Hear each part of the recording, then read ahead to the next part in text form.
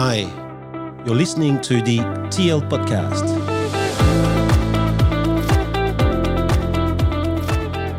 My name is Thomas Le Hoang, and I am interviewing someone who seems ordinary, but who is achieving extraordinary things. That is the quest of this interview.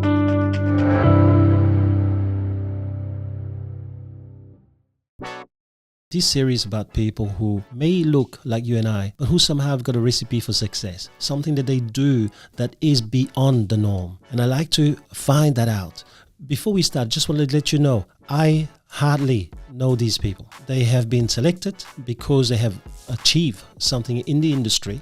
And I just wanted to put the stress on both themselves and me. For them, it's a podcast. They don't know the direction I'm going to go. They don't know who's going to listen to, and they don't know whether they are going to deliver it right. But for me, it's the same. I don't know about them. Therefore, I have to dig. I have to really find that recipe, because champions sometimes do amazing things, but they don't even know the recipe to their success. By exploring what it is that makes them and maybe their own little secret for success, we can share with the rest of you and help you reach success faster. Enjoy. I'm here with Andrew Liddell, correct? Liddell? Liddell, yeah. All right. Now, to make sure that this is as true as possible, we haven't spoken about any of the questions I'm about to ask him. No. We made minimal kind of chit-chat. So it means that, whatever you get is whatever I get at the same time. Because I think that's what's important, is to get the essence of Andrew by asking him questions about what he does well and how he does real estate, rather than having a conversation where it's all prepared. Perfect. All right. So Andrew, just tell me a little bit about you, because you started real estate about 12 years ago. 12, 13 years ago. Yeah. Yep. And that's unheard of a chap who started 12, 13 years ago to have reached the success you have reached now, because you're pretty high in the top 100 and top 50 and top whatever it is, right? So tell us about you, mate. So how far do you want me to go back? Just probably, what did you do before real estate? So I left school, and there's a sort of funny story around that. So when I left school, I hadn't done all that well at school, I don't think. But when you leave school and you get a UAI, you get a score out of 100, right? Yeah. My old man was very determined that I was to do well at school, get a good UAI, and therefore have choice in life. Right. And being a stubborn 17, 18-year-old, I thought, no, that wasn't the path I was going to go down. So when my UAI came in the mail, I actually tore it up and I never looked at it. So I've got no idea. That number could be 25, it could be 65. Oh, that is I don't know. It was probably closer to 25, but I never looked at the number, because I thought to myself, I didn't want a number, whatever that number may be, to determine how well or how I was going to do life. Yes. So didn't look at the number. I moved overseas because I have a British passport, and I started working in London. I lived in London for 2 years, and then I came back to Sydney, and I thought, okay, I better get somewhat serious, because I wanted to propose to my now wife, and I thought I couldn't do that on a bartender's salary. So I thought, all right, what am I going to do here? And with no university education, I thought, well, perhaps real estate mightn't be a bad option for me. So it was actually my wife now, Amy, got me an interview at Sarah Lorden Real Estate in Balmain. Yep. And so I started there, and I was there for 12 months. And within that 12-month period, I tell this story that I was super determined, really eager to grow. And so I met with Damien Cooley, who was the auctioneer for the company at the time, successful young guy, doing well. So I met with Damien, and I said to him, what advice can you give me? How can I progress? Because I'm hungry, I'm determined, but I feel like it's happening a bit slow. I was just impatient. And he said,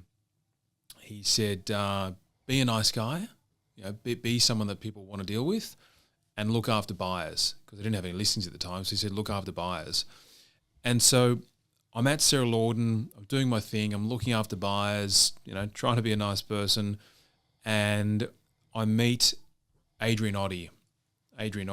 So he was the top performing agent in the area at the time, young guy, drove a cool car, doing all the right things, and he just so happened to be a buyer. And so I thought, good, my opportunity. I'll look after this bloke as a buyer. And he bid on a property with us, and he missed out. And I called him after the auction, and I said to him, Adrian, obviously you've got your finger on the pulse probably much more than I do, but if I have anything coming up or I see something that I'm aware of, I'll flag it with you, and I'll just see what I can do to try and help you find something to buy. And he's like, wow, okay. And we were competitors at the time, Sarah Lawden and the business he was working in were competing against each other. Anyway, so then I got a call from his boss, Matt Hayson and Danny Cobden at the time, and they said, we've heard you're pretty sharp. You should come and talk to us. So I left Sarah Lawden, joined Cobden and Hayson, and I was there for sort of 4.5 years or thereabouts as an agent. And so you left and you were what, 21, 22 then? Probably 20, 22, 23, yeah. Okay. Yep.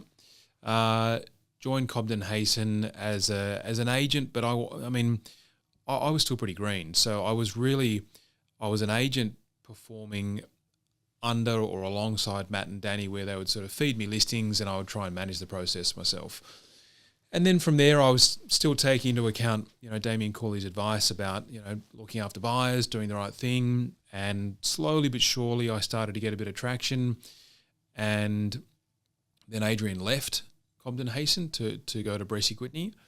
And about 18 months later, I followed, and we now had the business for almost 10 years, and it's been a good journey. Yeah, okay. Yeah. So just for people to know, so Bresic Whitney has been going since 2003. Bresic Whitney as a company has been around since about 2003, correct? Yep. And so you joined them I joined them 9.5 years ago. Okay. Yep. All right. Yeah, but you're a director. I'm a director. I'm a shareholder in the business. It's a privately owned company. Yep. So there's myself and a handful of shareholders in the business, and it's not a franchise model. So the shareholders, myself and the others, are shareholders of the top line group. And we've got 5 offices: Mossman, Hunters Hill. Mossman that just opened. Mossman is about to open. To open. Yep. So which is exciting. So Mossman, Hunters Hill, Balmain, Glebe, and Darlinghurst. Okay. Yeah. Right. So how the hell does a dude who's probably 35?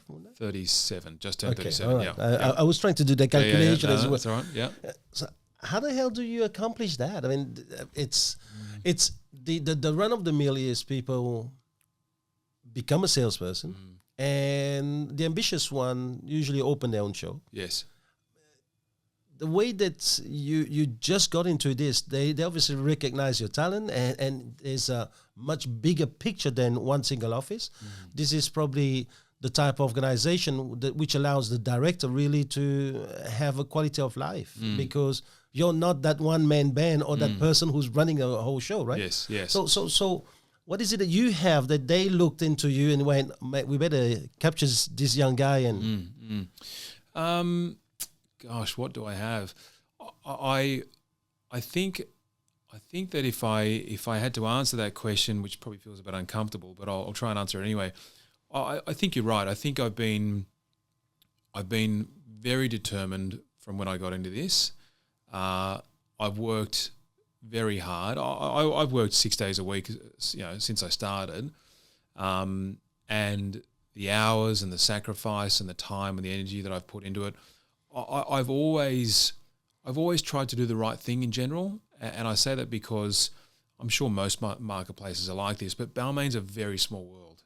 Everybody knows everyone, and so I've tried to sort of really be conscious of doing the right thing, giving the right advice, because I just know, and I've seen too many examples of how it sort of comes around and either benefits you if you do the right thing, or can be detrimental if you do the wrong thing. I think there was probably always a decision there where, perhaps I, like some others, could go out there and open their own office, but I was conscious of how much energy and sacrifice that would take, and I guess the growth of my career and the expansion of my family sort of, collided or was on a similar path. So I was really conscious that if I was to go and do my own thing, or if Adrian and I were to go and open up our own office, for example, that would have taken me away from my family, and I wasn't interested in sacrificing, my time and time and energy that I have for my children and my wife. So the decision was, be lucky enough to be part of an already very established business. And now that I think about it, as I'm sitting here, I do actually feel, very lucky. Look, it was probably right place at the right time. People like Ivan, Bresic, Shannon Whitney, Will Phillips, and others probably saw something in me that they thought I would be a good leader in the business, not just a good real estate agent. And I think that's important to consider as well, because you can list and sell 1,000 homes a year, but if you can't lead and if you can't demonstrate the right qualities as a business owner, then good. Yeah. As I sit here in front of you, it is evident, I can see already, that you have humility about you. So that's the one thing. Then when you spoke about determination, obviously anyone who's a good leader would want to see that in a person. And if someone like you worked in his 20s, like 6 days a week, and not complain and go about business, that's something that they really like. But there's something about you. You have that calm energy about you. That now the audience can't really see this, but I can feel it. So it's almost as if like you're that BP, the quiet achiever. You go about your business. You don't make too much wave about things, and you make things happen. So is that something you have, or is that something that you got grounded because you have a very good spouse? Now be careful about how you answer. I understand that, but let's try to be as truthful as possible. Yes. No, I have a wonderful spouse, probably the best spouse out there, I reckon. We all say that, all right? So. But no, mine really is. But no, I think I've been conscious of the industry in general and what it does and doesn't portray, and there's a lot to do with the industry that doesn't interest me. Now, I mean that with respect, because there's lots of wonderful agents out there who do things differently to the way I do things, and they're very successful. So, I can only speak on what's important to me. Yeah.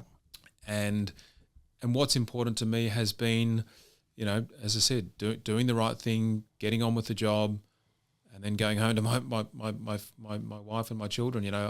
Things like this, which I'm now starting to be okay with and enjoying opportunities like this. So I appreciate you having me very much, but I certainly haven't gone out of my way over the last 10 plus years to build some sort of big profile or have a big social media following or anything like that. I think all of this sort of external stuff that comes with being a high performing agent, in inverted commas, hasn't been important to me, and probably isn't necessarily that important to me.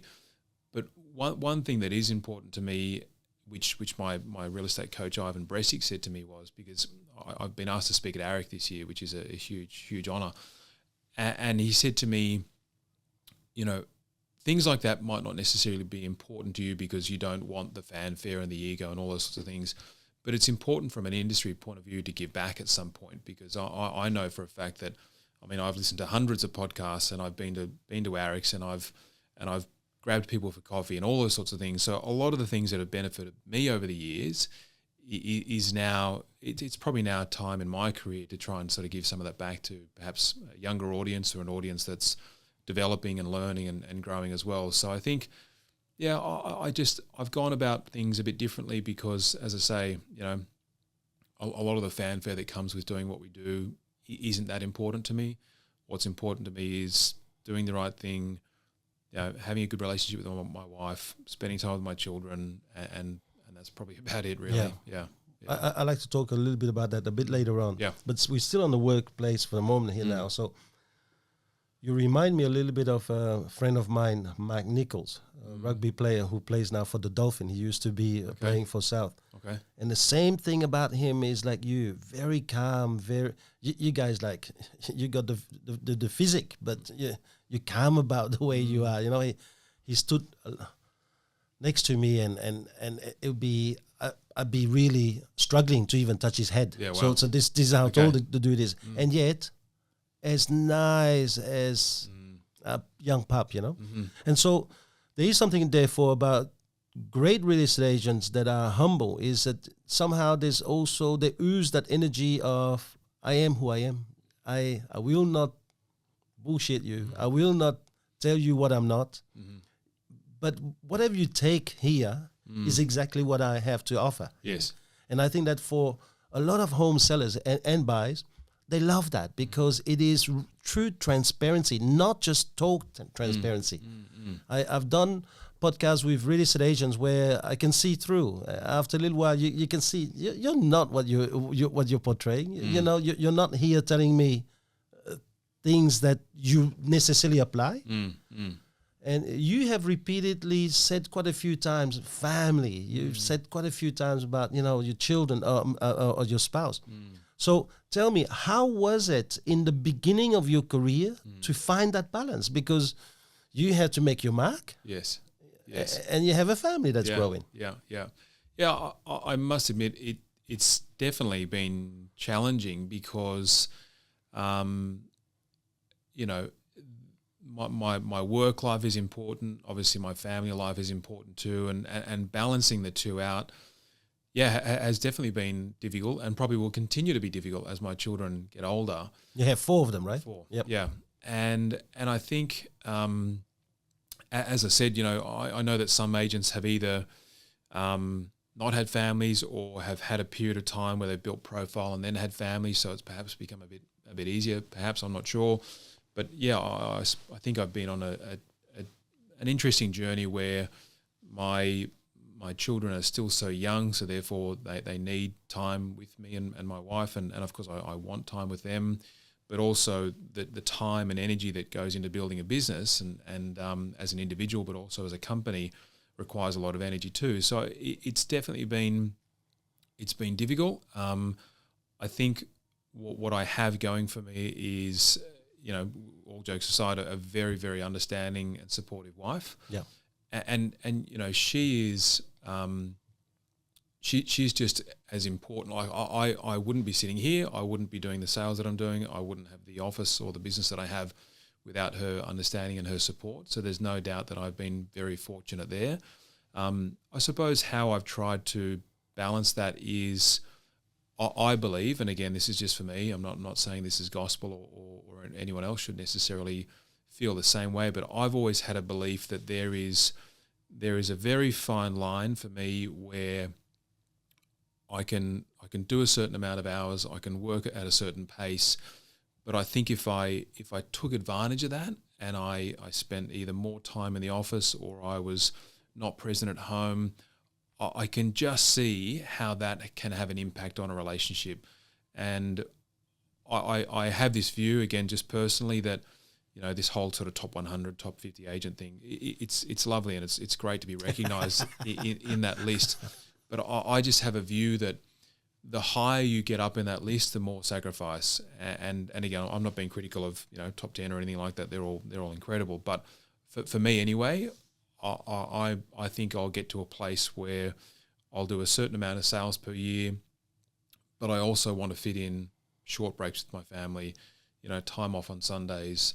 And so I've just been conscious, I suppose, of recognizing where that line is, sometimes taking it to the line, like the last 3 months in particular, I've probably been heading towards being on that line of, okay, I've been home a bit later than I really wanted to be. I've had to leave a bit earlier than I wanted to be. But certain circumstances, we just moved into our new family home, so certain circumstances have meant that I've probably had to put in a bit more energy and a bit more time into work. But as long as I've been conscious of that, then it's okay, because I know that, okay, great, we've got a June long weekend trip coming up. We're going skiing in July. There are certain things that I've implemented, like when I get home of an evening, my phone goes in my tie drawer and I don't look at it again until the kids are in bed, because I just know that if it's in my pocket and it's ringing, I can't help myself. I'll have to answer it or respond to a message. So there are certain things that I've put into place where, I've got time for my family and then I've got time for my business, and I try not to blur that line too much. Wow, that's nice. Now, because there's a lot of people listening who maybe just a brand new recruit or people in the future who are starting, let's go back to now that bit of with family. You got married, you have a child, you're probably in your third year of real estate. How do you balance it? Because the brand new people, they're going to come in and say, well, my leader is asking me to sacrifice everything. And now it's work, right? They say, it's like a rocket shooting up the sky. You just have to work and then one day you can rest. So what advice would you give these new people coming into the market now? Yeah. The advice I would give is be kind to yourself, because anyone, in my opinion, that has had any sort of success in this real estate world hasn't been doing it for 3 years or 5 years or even 8 years. I believe, 10 plus years is really where most of the high performing agents are at. So if you're in year 3, don't expect that you should be in year 10. In year 10, I remember very vividly. My business partner now, Adrian Oddie, who's 5 years older than me and 5+ years ahead of me in real estate world, I remember feeling this enormous frustration watching him doing all these things that I couldn't do and have all these sales, that I was yet to have.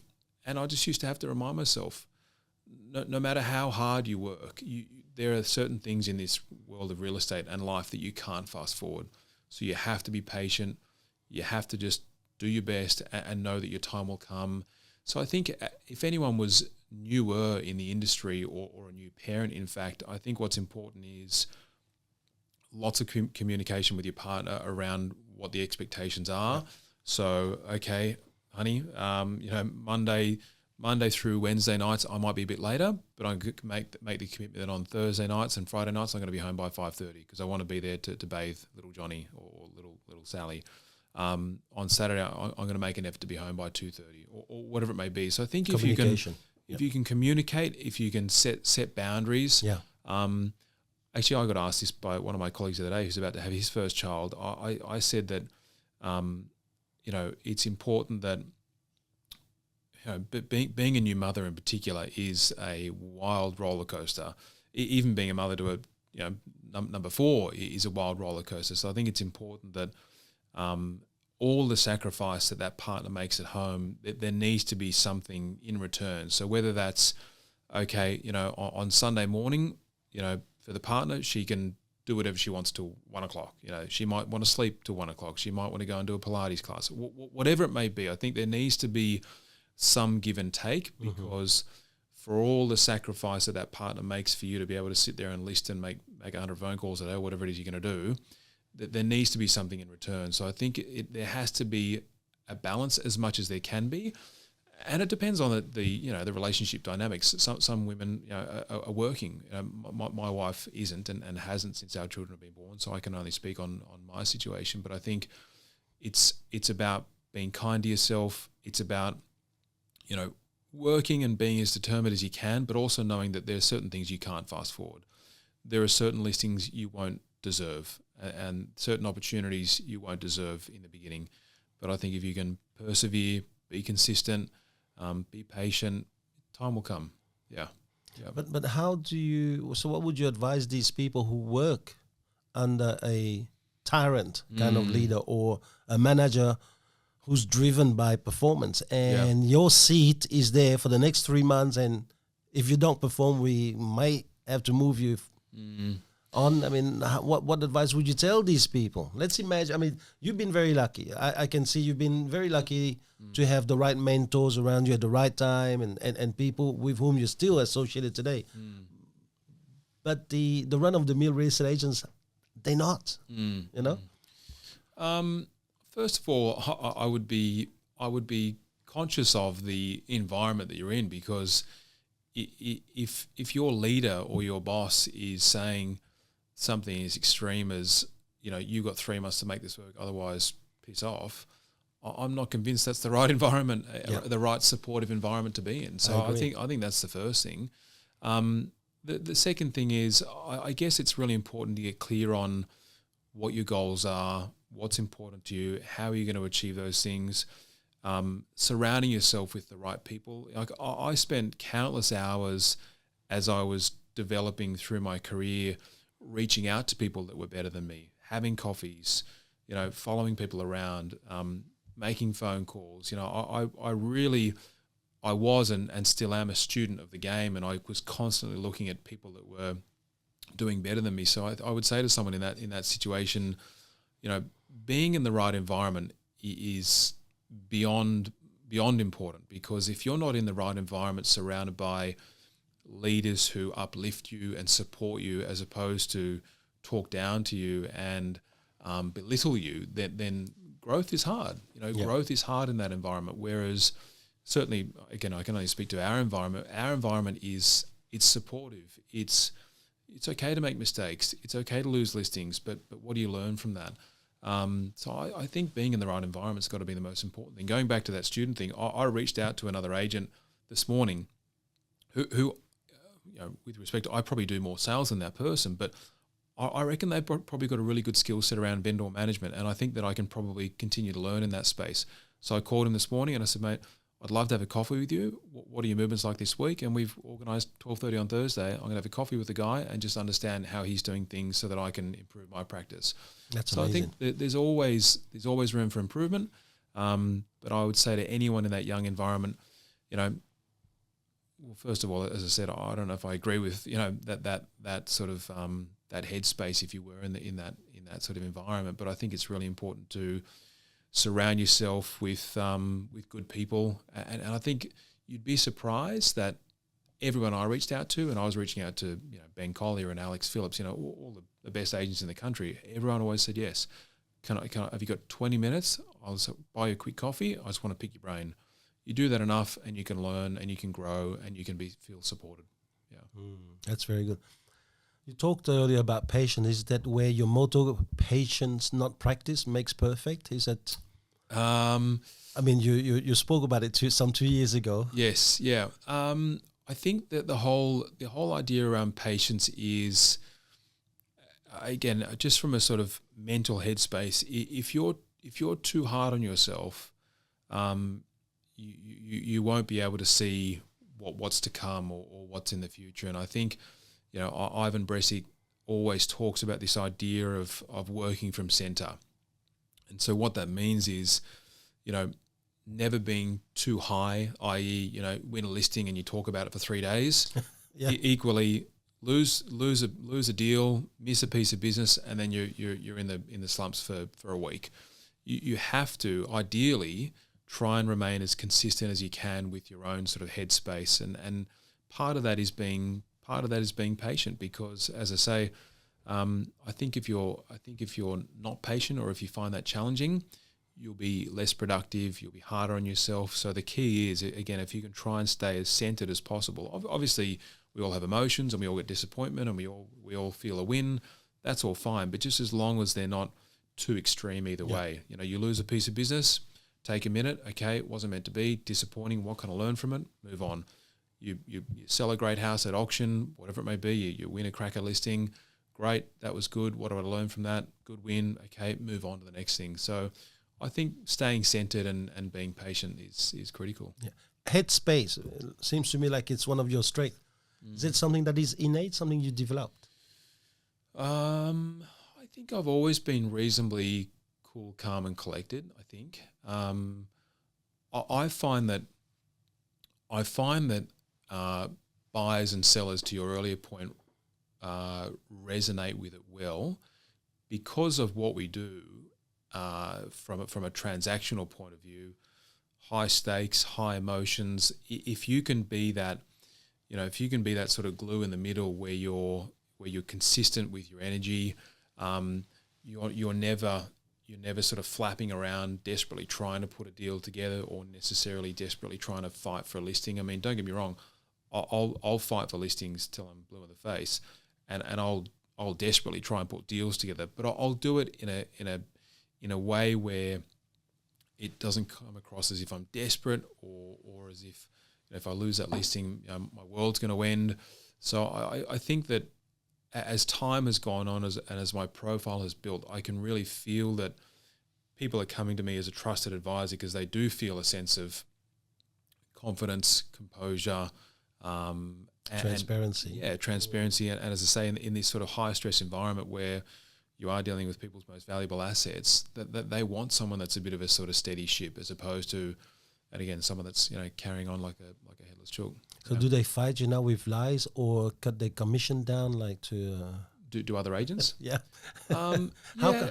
How do people compete against you in Balmain? Yeah, it's funny you say that. I was pitching on one the other day. I think I'll get it. The vendor screenshot a text message, and the text message was from another agent, and all the other agent was doing was talking about me and why they shouldn't use me. And I found that interesting because, I don't really talk about other agents. Not because I'm not interested in what they're doing or that I think they're better or that they're worse. Nothing like that. But my focus from a listing point of view is, how can I benefit the client? What can Andrew Liddell do? What can Bresic Whitney offer that client? Not what Johnny or Sally or Mary, what they can't do. So I'm never really focused on the other agents, whereas I think a lot of agents are focused on us as a business and me as an individual. And that's probably, I suppose once you start, getting good at this, I suppose, it's probably inevitable that people will start having a dig, which is okay. And I think if I bought into that, or I think if I bit back at that, I would basically be stooping to their level. So I'm happy just staying in my lane. There's that famous photo of Michael Phelps, the swimmer. He's won 1,000 gold medals, and there's this great image of him swimming in the pool, and he's doing butterfly, and he's looking dead ahead, and he's out in front, and his two competitors either side of him are breathing, and they're both breathing on the side and looking at him. And I guess the concept is Michael is so determined just to stay in his own lane, focus on what he's in control of, and his two competitors are watching him. So I try and take that philosophy that, there'll be plenty of listings I win, there'll be some I don't, which is okay too. And I think as long as I can just continue to go around being a nice guy, doing the right thing, giving the right advice, it'll come back. Mm-hmm. It'll come back. I mean, what they say is that winners focus on winning and losers focus on winners, right? So yeah, but you have people working for you, mm-hmm. and is there a line in the sand when patience becomes enough is enough?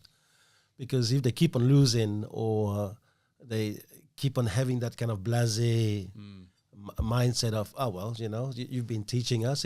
I mean, I've learned my lessons.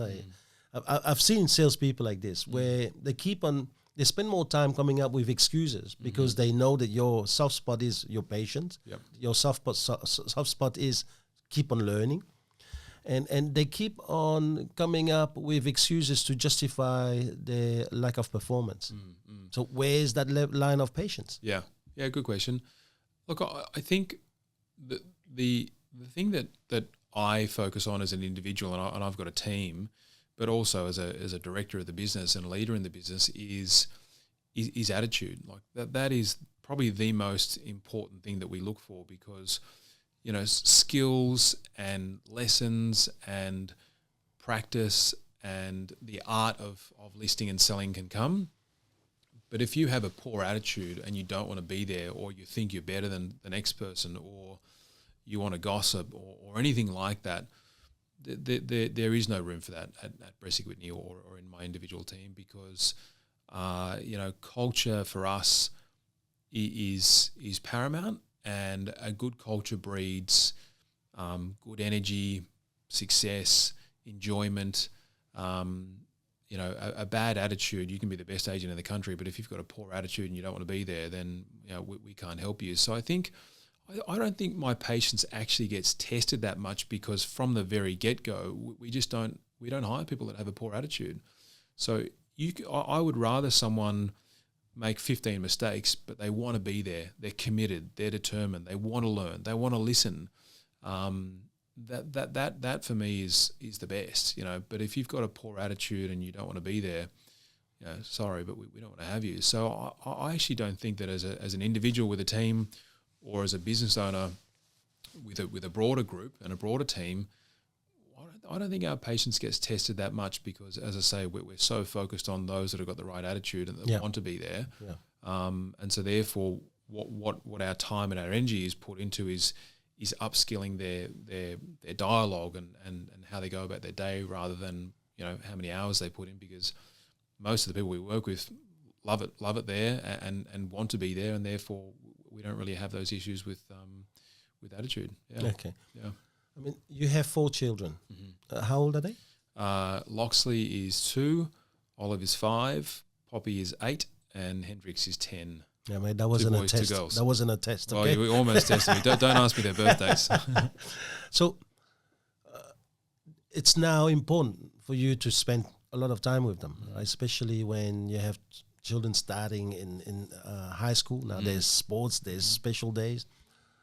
How do you balance all of this when you have a sales team who may not have children, who are not married, and they don't need to sacrifice their Saturdays for the daughter's sports, for example? Yep. How do you lead a team like this where the current workforce is demanding more and more equal kind of treatment, whether it is for leadership or for themselves? Yeah. Again, a good question. I think I'm really clear with my team around what's important to me, and I want my team to be clear with me around what's important to them. And I've explained to my team that, and everyone that knows, everyone at Bresic Whitney knows that my family is number one, and so therefore I'm really clear around what my boundaries are, what I can commit to, what I can't commit to. So there are things like, for example, and all of this helps now that I'm at the point that I'm at, and all I mean by that is I've been doing this a little while and I've got a little bit of profile. It was definitely a lot harder 10 years ago, but equally 10 years ago I only had 1 child, so it was a bit easier. Now that I have 4, there are things that I commit to that I literally put in my diary, and that are basically non-negotiable. So if it's a school drop, or if it's a school pickup, or if it's a carnival or something like that, I just put it in my diary and I say, guys, I've got Poppy swimming carnival today. I'm going to be out for 2 hours. Genevieve, my EA, I'll divert my phone to her, and if there's anything super urgent, they can text me. So I'm pretty clear around the boundaries. Again, I've got a very wonderful, supportive wife who'll do most of the sort of running around. But in terms of school drops or activities or after school stuff, like I've got my son's trumpet lesson this evening, so I'll take him to that. I just sort of pick and choose, I suppose, what I can do. My wife is aware and conscious and is very supportive around. There are certainly things that I can't do because I'm the breadwinner, so to speak, without sounding old school. And I suppose it's also allowed me the sort of the benefit of having a team, but also having a big family and wanting to be there as well is it's almost sort of forced me to empower my team, because for me right now to do more than 100 sales and have 4 children and spend time with my wife and fit in some fitness, almost impossible. You'll go mad. So I've had to think about, okay, what can I, like, how can I be actually smarter about this? And so an example of what's smarter about this is why don't I put my team forward and why don't I empower them to actually run a campaign, manage a vendor? So instead of me having to call 11 clients on a Saturday afternoon after all our open homes, I might call 6 or 7, and I've got my team calling the others. I've got 2 apartments coming up this week that are sub $2 million. I try and work on stuff at $3 and $4 million. So the 2 apartments I've got coming up at sub $2 million, I've got one of my team members running that. And I said to him, mate, this is a good opportunity for you. You're going to step up here. We're going to do this together, but I want you to manage the vendor. I want you to do all the callbacks. I want you to try and identify who the best buyers are. Now, I'm there in the background, so I can help and I can support. And if you get stuck, I'll jump in. But mate, this is a good opportunity. So ironically, the win-win is that I've just taken some time away, that can come back onto my plate that I can either, divert to other listings in another price point that I'm more comfortable in, or more time with my family. Max is growing. So there's a real sort of benefit there to empowering your team as opposed to trying to sort of keep it all for yourself. That's where I think a lot of agents get it wrong, is that they've got this sort of fear around letting go. But ironically, like if you do let go, you're giving yourself more time and more energy to do other things. And as I said, that could be more time at home or more time to keep prospecting. So how I balance that out is, again, I'm strict with my time.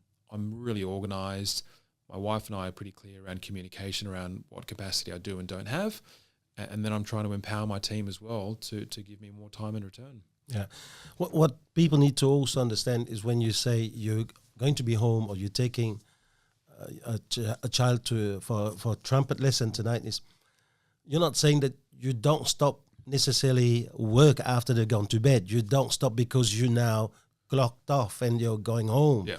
And this is something that people need to understand. You have activities, children's activities, but that doesn't mean that afterwards you don't pick up on the work, right? No. Okay. That is, again, if I go back to one of your earlier questions around how I've had some success, if that's what you want to call it, I am committed, beyond committed. So if I get an email at 11:30 at night and I'm still up, I'll respond to it. I just, that's just the way I've been wired. If I get a call on a Sunday, I'll respond to it. Like being accessible and being around and being committed, I'll do whatever it takes. What I've gotten better at, and as I've gotten older and as my children have grown and as I've had more children, I've just tried to blend in or balance in the boundaries around that. So as I say, if I get home at 6:30, I'll put my phone in my drawer from 6:30 till say 8. Yes, there's an hour and a half where I'm not online, but no one's going to die. But that hour and a half with my children is really important. And then from say 8 to 8:45, I might need to respond to all the emails, return a call, jump back on a WhatsApp if there's a negotiation going on. So yeah, there's really not an hour of the day where I'm not thinking about work or I'm not doing something to do with work. But I've just gotten stricter with what those boundaries are, because I think if I wasn't strict about those boundaries, that's where I think other things could be impacted, particularly my family. So what you have is priorities. Correct. It's not really the mindset of 9 to 5 and afterwards it's all home. It's time management, really. Correct. You go, all right, if my priority is my family, rather than regret it when they leave home, when they reach 18, then maybe it's a time to make sure that they come first today, yes. right? Not when they're 18, right? Yeah. So priority is about time management. Now, let's go back again, because that beginning is probably going to help a lot of people. So how did you do the first year, first baby, and you just got like the knowledge of someone who's been in real estate 3 years or 4 years? Yep. How'd you do that? I won't profess to say I did it perfectly at all, because there is, like the way I behave now, what was different to the way I was behaving 10 years ago. And what I mean by that is, at that time 10 years ago, when I look back on it now, I didn't have a team. I didn't have an EA where I could divert my phone. I didn't have support staff. So unfortunately, there wasn't as much balance. I was getting in earlier, and there were many nights where I would come home and Hendrix, our oldest, would already be in bed. So I certainly won't sit here and profess that 10 years ago I did it perfectly, because I didn't. Do I regret that? Look, probably not, if I'm really honest. As much as that's... Without that, they wouldn't have moved into a nice house today. Yeah? I guess so. I guess so. And look, I that's always a really challenging thing, because I feel like... I might go a bit off topic here, but just briefly, I had a really fortunate upbringing, and my parents worked really hard. My father had his own small business, and he worked a lot, and he was away a lot, and all these sorts of things. And he often says to me now, I don't. If I had my time again, I don't know if I'd work that hard. And I challenge him on that, and I say, well, you say that now, but you wouldn't have the house you live in now. You wouldn't have the boat. You wouldn't have all the wonderful holidays that we went on, and all those memories too. So I'm not sure what the answer is, because I personally don't know how to do one or the other at an extreme level. As I say, I think if your whole sole focus is work and you don't have children or a partner, that's wonderful. But I think if you do have a desire to have a partner and or family, then I think you need to at some point start being conscious of what that balance is. But if I look back 10 years ago, I probably wasn't as balanced as I probably could have been. But I think my wife and I also agreed and acknowledged that that was a period of growth in my career. And I probably couldn't have done, 5 days a week and 9 to 5 and not answered phone calls late at night. Otherwise, I probably wouldn't be sitting here talking to you. So there's no doubt that in real estate, there is a period of time where you have to be dedicated. You have to put the hours in. It's called sacrifice. You have to make them. Exactly. Yeah. If you want to do well, if that's important to you. And I think that this is something that I really try to teach brand new people. Because you knew and you don't have 10 years under your belt, sacrificing means the giving up of something worthy for the sake of something more worthy. Yes. It has to come to play. Yes. If not, then what for? You have these guys who, 20 guys on the Formula One grid, they drive amazing cars and they make billions and zillions or whatever. But people forget that when they were 12, they had to spend 9 months away from their family. Correct, yeah. Because the entire racing happens in Europe. So it's called making sacrifices. Yes. And to me, I see sometimes these new people now, they dream of driving the nice cars and they see guys like you getting the bread and they go, oh man, he's got a nice life too. I would like to have a nice life now. And it's a big mistake. You have to develop as a person. And this is why it's so honest of you to say, maybe I'm not as good. I wasn't as good 10 years ago. That's called evolution. Otherwise, we might as well remove that word from your dictionary. Yes. When you start, you start. And unless you evolve, there's only one place when you don't evolve anymore. It's called death. Yes. Right? Yes. And I guarantee you, someone like you in about 10 years will probably sit down and say, do you know what? In 2024, I thought I was a good father, but I think I'm a much better father now, which is a normal thing. Probably, yeah. Right? Yeah, you're probably right. Because, mate, when a child starts high school, that's a different kettle of fish in terms of problems and issues to deal with, okay? Yes. Mom used to always say, when the kids are young, you don't have to tell them off. You just put them in a room. Yeah. When they're 18, there's no more doors in that room. Forget about it. Yeah, that's right. Exactly. Yeah. Yeah. So, well, I had this poster, this small sort of postcard that I had stuck to my computer for 10 years, literally for 10 years. And it said, it takes 10 years to become an overnight success. And I think you're right. To any example you can think of, Lewis Hamilton, Serena Williams, anyone that's had any success in life, we all look at them and we say, geez, aren't they doing really well? But you don't remember or you're not aware of the years and years and years of sacrifice and hard work and determination that they've put into that craft. And I think, again, I used to be so impatient about, I want to be here, I want to be selling this many. It just took time. And that's why I had that on front of my computer and I looked at it every single day for 10 years and it said, it takes 10 years to become an overnight success, because only now can I feel some profile and some of the rewards of the 10 years of hard work. But I think you're right. It does take time and it takes patience and you've got to stick with it. Yeah. But some people might say, but hold on, isn't it a bit of a paradox? Because Andrew used to be highly ambitious, very driven, even in his first year. And now he's telling us, mate, we need to be patient. So you need to be patient on your skill, but you need to be, maybe you have to have an open mindset when it comes to opportunities.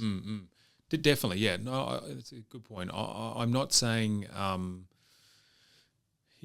think when I say be patient, it's more about how you treat yourself and how you feed your mind with how critical you are of yourself, because I still am today, and I've spent years being hard on myself about, I should be here, or I should be selling more, or I should be doing this. As I say, the reality is, it no matter how determined and how much sacrifice you make, things just take time. And so I think the patience is more about just being comfortable that it will probably take longer than you hoped it would. Which is just the reality of life, but certainly not from a point of view of, just be patient, sit around, it'll come. It'll come. If I just be patient, it'll come. Not at all. No, you've got to put in the work. Yeah, the action has to follow. 100%. 100%. Yeah. So if I was a new person and I have a family, what would be some of the advice that you would give? I understand that you spoke about communicate with your partner, right? And make sure that you get your priorities right, meaning you have those time slots when it is non-negotiable, it's just them. Any other piece of advice you can share with me? Any other advice? Like Families? tomorrow I'm going to be training some new recruits. Okay. And some of them, they have 3-4 children. Yeah. And I'm just interested. Is there that one tip that you'd say, Thomas, you need to tell these people, right? When it comes to family and work, do this. Yeah.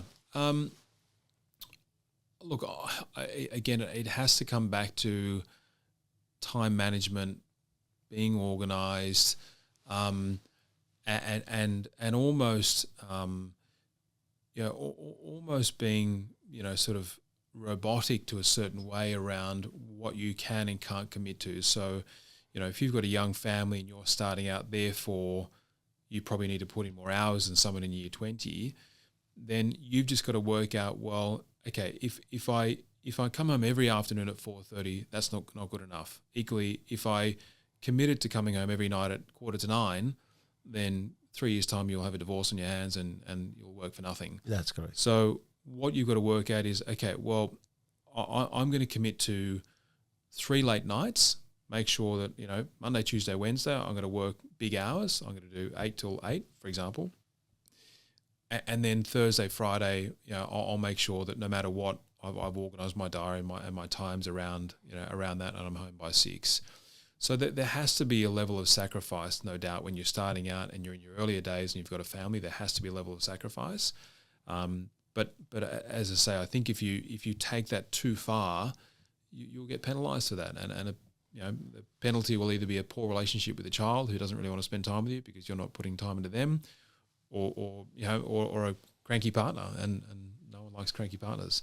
So I think it's about trying to work out how far you can push the envelope, but still be a supportive partner and give time to your children as well. But look, it's hard. There's no doubt about it. That is why, unfortunately, again, in my view, the industry is full of things like drug use, separations, all those sorts of things, because, as I say, it does take a lot of energy, a lot of sacrifice, and I think, again, just for me, that there is a fine line between exceeding at work and doing my best and performing, but I know that if I overstep that line, that there's going to be challenges on the other side of it, and I don't want those challenges. Which leads me to probably the last question. How do you know you're leading a good life, Andrew? How do I know I'm leading a good life? I think I've always been pretty clear about what's important to me. My old man used to say to me, success is having options, choice in life. And that's why he was so determined that, I guess, if I got 100 in my UAI, then I have all the choice in the world. I could be a garbage truck driver, a real estate agent, or a vet. So I suppose success for me is about having choice, having the choice to send my children to a certain school, having the choice to go on a holiday or not. As I said, we're lucky enough to have just moved into a nice family home with a backyard and a pool, which is a really lovely thing to have and to do. In Balmain? No, it's on the North Shore. Yeah, just because we needed a bit. There's no way you have a backyard in a... No, not really, no. So how do I know that I'm having a good life? I think if I break it down and I think about the 3 things that are important to me, which is my health, my family, and my business, I don't believe, or maybe I don't have the ability to have all 3 of those buckets at 10 out of 10. I just think that's unrealistic. Yeah, no one does. But I think if my health is an 8 or a 9 out of 10, I think if my family life and my time and my energy around my children and my wife is a 8 or a 9 out of 10, and if I think about my business and my team and the group as a whole, and I think if that's an 8 or 9 out of 10, then that for me is, I'm happy with that. I'm happy with that. Yeah, that's quite nice. Listen, man, I really love this podcast because I can see you're really an honest and nice dude. Yeah, probably a Mark Nichols of real estate, but probably you would want the comparison, because you used to play rugby as well. I played rugby union at school. Yeah. You can see it, the way you built, man. I could tell.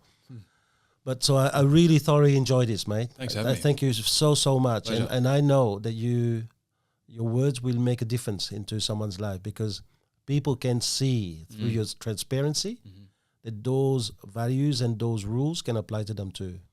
Thank you so much, Andrew. No, thank you very much. Really Thank appreciate you. it. Okay.